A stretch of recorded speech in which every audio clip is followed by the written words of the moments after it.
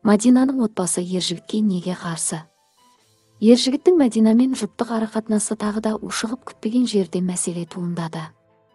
Ержігітпен қайта қосылған Мәдина күтпеген жерден Ханзада жайлы мәлімдеме жасады. Мұны естіген ержігіт абдырап қалды. Мадина, отбасым жағынан біздің таныстығымызға кішкене қарсылықтар болды. Қарсылықтар бар, иә. Арамызда енді неше түрлі болғаннан кейін бір-бірімізге ауыр сөйлеп қойған кездеріміз болды.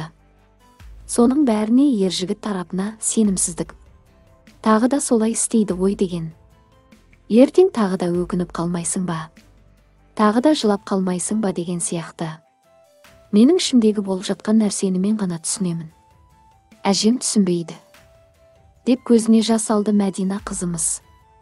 Мадина сонымен қатар ержігіт жайлы ашы шындықты айтып тастады.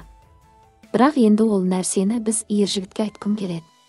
Осы эфирда мен сізге қандай қымбат екенімді дәлелдеп осы жерде өзіңіздің махаббатыңыз үшін ақырына дейін күрессеңіз, біз ол проблеманы шешеміз деген ойдамын. Деп ағынан жарылды Мәдина. Еске салайық, соңғы кездері ержігіттің көзінен Мәдинаға деген сенімсіздік байқалады. Ал желі қолданушылары жарыса жазды. Мадинаға негатив сөздер көбейіп кеткен соң просто ержігіні сағындым деп айта салды. Ертең ұрсып шығады қайттан. Осылар қосылып алатты сосын қарсы деп отыратын ай. Мына екеуінде ұят жоқ екен.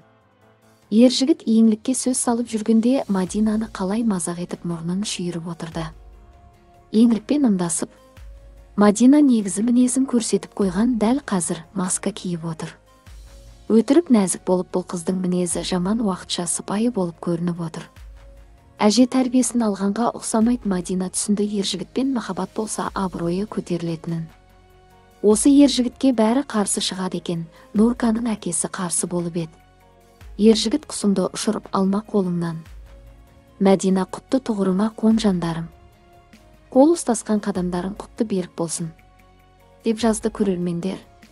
Ержігіт Ханзада мен Мәдина қосыла ма?